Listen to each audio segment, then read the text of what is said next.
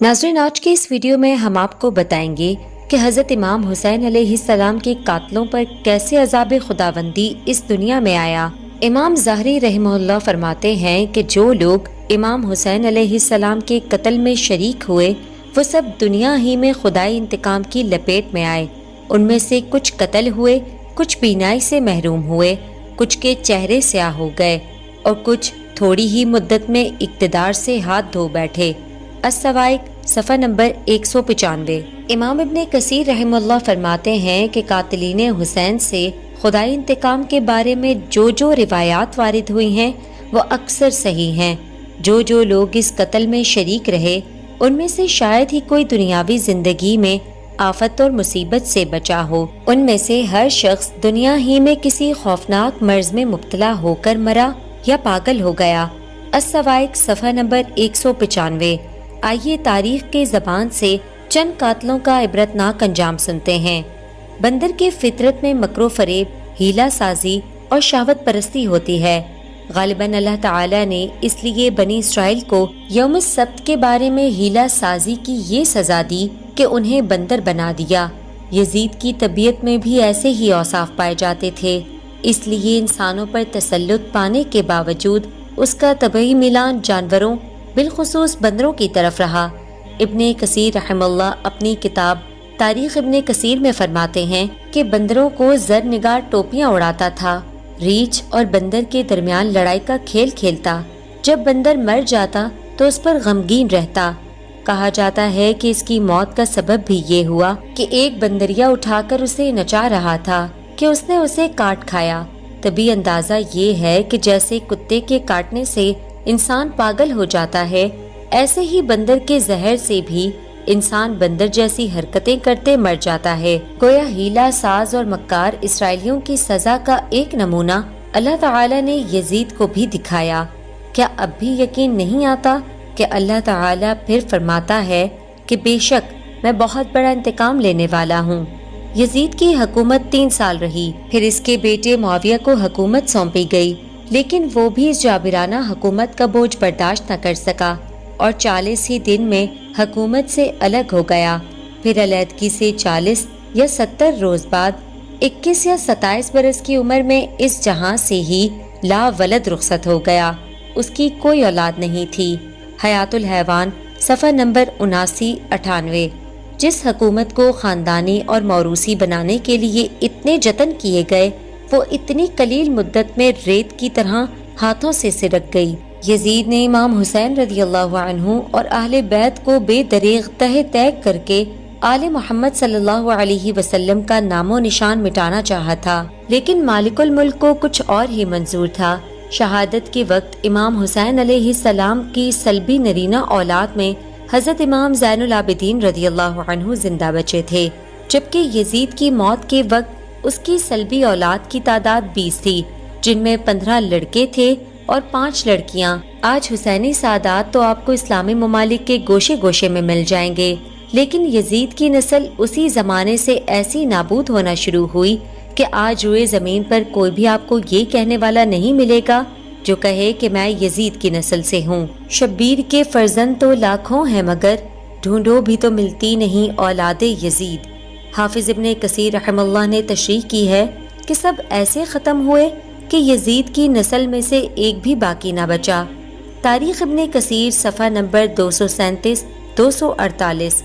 अल्लाह ताला ने बिल्कुल सच फरमाया है कि बेशक आपका दुश्मन बेनामो निशान रहेगा। कातिलीन को रोन दिया गया। यजीदी कातिलों ने शुहदा की लाशों पर घोड़े दौड़ाए थे। अल्लाह ताला की तरफ से इसी दुनिया में उन्हें इसकी सजा मिली। मुख्तार इब्ने अबी उबैद ने इंतकाम का नारा लगाया। बहुत से लोग अपनी तकसीरों के दाग धोने के लिए उसके साथ हो गए। उन्होंने कूफा पर कंट्रोल हासिल कर लिया। फिर उन्होंने कत्ले हुसैन में शरीक 6000 आदमियों को बेदर्दी से कत्ल किया। कातिलों में सरदार उमर बिन साद भी शामिल था और शमर दिल जोशन भी। शमर दिल जोशन को तो खास तौर पर घोड़ों की टापों से रौंदा गया, क्योंकि शुहदाए करबला की लाशों की बेहुरमती में यही शख्स पेश था। अस्सवाइक सफ़ा नंबर 198। सद्दी रहमतुल्लाह का बयान है कि मैं करबला में एक शख्स के यहाँ मेहमान था। مجلس میں یہ بات چل نکلی کہ جس نے قتل حسین علیہ السلام میں مدد کی وہ موت سے پہلے گرفتار ہوا اور بدترین موت مرا۔ میزبان نے کہا بالکل غلط ہے، میں بھی شریک تھا، مجھے تو کچھ نہیں ہوا۔ یہ شخص آخری شب چراغ درست کرنے کے لیے اٹھا۔ چراغ درست کر رہا تھا کہ آگ نے اسے پکڑ لیا۔ آگ آگ چلاتے ہوئے اس نے دریائے فرات میں چھلانگ لگا دی، لیکن آگ دریا میں بھی نہ بجھی۔ آخرکار وہ مر گیا۔ سدی رحمہ اللہ فرماتے ہیں کہ واللہ میں نے اسے دیکھا، لگتا تھا جیسے کوئلہ ہو۔ السوائق صفحہ نمبر 195۔ شہادت سے 3 دن پہلے امام حسین علیہ السلام اور اصحاب پر پانی بند کرنے کا حکم جاری ہوا۔ کیا ستم ہے کہ جس رسول رحمت صلی اللہ علیہ وسلم نے ذبح سے پہلے جانور کو بھی پانی پلانے کی تلقین فرمائی، ان کی امت نے انہی کی اولاد پر قتل سے پہلے پانی بند کر دیا۔ عبداللہ بن ابی حسیم آیا اور بڑی سرمستی سے کہا، حسین دیکھتے ہو پانی ہے، گویا وسط آسمانی ہے، واللہ اس سے ایک قطرہ بھی نہیں چکھے گا تو، حتیٰ کہ پیاسا مر جائے گا۔ اس پر امام علی پاک نے فرمایا، اے اللہ اسے پیاسا مار اور اسے کبھی نہ بخشنا۔ حمید بن مسلم کا بیان ہے کہ اس واقعے کے بعد وہ بیمار پڑ گیا، میں عیادت کے لیے گیا، قسم ہے اس اللہ کی جس کے سوا کوئی شریک نہیں، میں نے اسے دیکھا کہ پانی پیے جاتا تھا، پھر کہہ کر دیتا، پھر پیتا، پیٹ بھرنے لگتا، پھر کہہ کر دیتا، لیکن اس کی پیاس نہ بجھتی تھی۔ یہی اس کا حال رہا یہاں تک کہ اس کی جان نکل گئی۔ تاریخ طبری صفحہ نمبر 412 سے 415۔ بددعا کے نتیجے میں دنیاوی سزا پوری ہوئی، اخروی سزا بھی انشاءاللہ ملتی رہے گی۔ امام حسین علیہ السلام کا لشکر جب مغلوب ہوا تو آپ علیہ السلام گھوڑے پر سوار ہو کر فرات کی جانب چلے۔ ایک ابانی چیخا، تمہیں کیا ہوا؟ حسین علیہ السلام اور پانی کے درمیان حائل ہو گیا، چنانچہ وہ اپنا گھوڑا بڑھا کر ساتھیوں سمیت رکاوٹ بن گیا۔ امام حسین علیہ السلام نے دعا کی، اے اللہ اسے پیاسا رکھ۔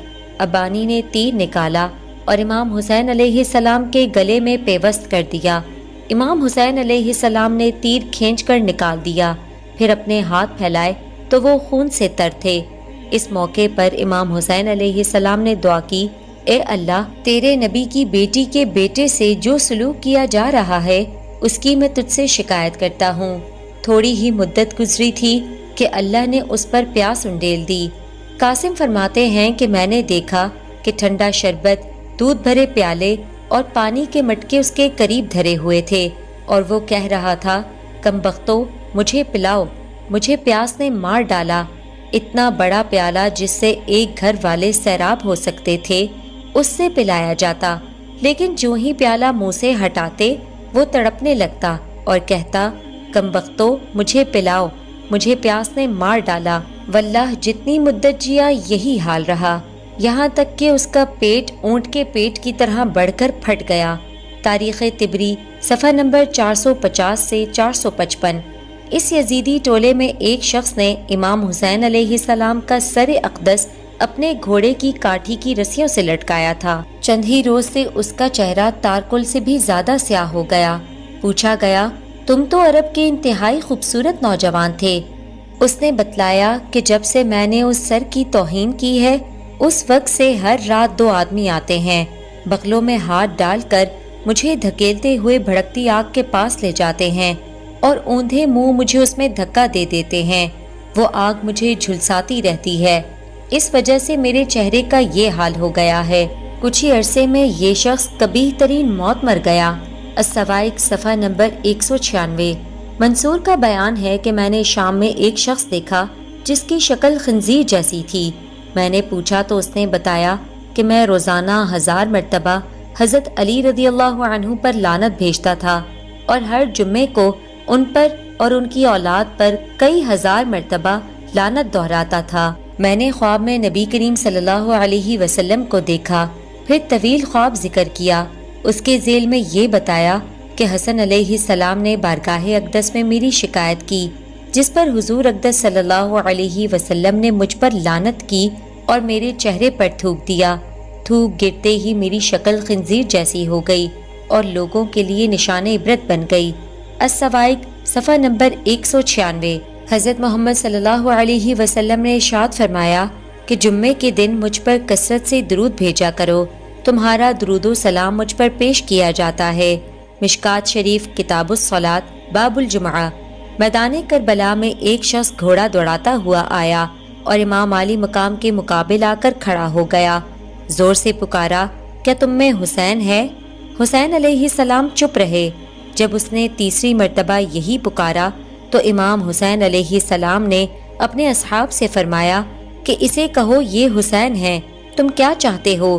کہا حسین تمہیں آگ کی بشارت ہو۔ فرمایا تم نے جھوٹ کہا، میں تو رب غفور اور شفیع مطاع کے پاس جا رہا ہوں، تم کون ہو؟ کہنے لگا میرا نام ابن حوزہ ہے۔ امام علی پاک نے یہ سن کر اپنے ہاتھ اس قدر اوپر اٹھائے کہ ہمیں کپڑوں کے اوپر سے بغلوں کی سفیدی نظر آنے لگی۔ پھر آپ علیہ السلام نے اس کے نام کی مناسبت سے دعا کی، اے اللہ اسے آگ میں داخل کر۔ ابن حوزہ نے طیش میں آ کر آپ کی جانب گھوڑے کو ایڑ لگائی۔ درمیان میں ایک نہر تھی، گھوڑا بتکا، اس کا پاؤں رکاب میں پھنس گیا، خود نیچے آ رہا۔ اب گھوڑا جو بھاگا تو اسے بھی گھسیٹتا ہوا اپنے ساتھ لے گیا۔ اسی بھاگ دوڑ میں اس کا سر پتھروں اور درختوں کے تنوں سے ٹکراتا رہا یہاں تک کہ وہ مر گیا۔ تاریخ طبری صفحہ نمبر 431۔ اللہ اکبر! یہی دماغ تھا جو بغض اہل بیت سے بھرا اور سڑا ہوا تھا۔ فوری سزا یہ ملی کہ اپنی ہی سواری نے اللہ کے حکم کے تحت اسے پتھروں سے ٹکرا کر پاش پاش کر دیا۔ آخرت کے بعد کیسی سزا ملے گی اللہ ہی بہتر جانتا ہے۔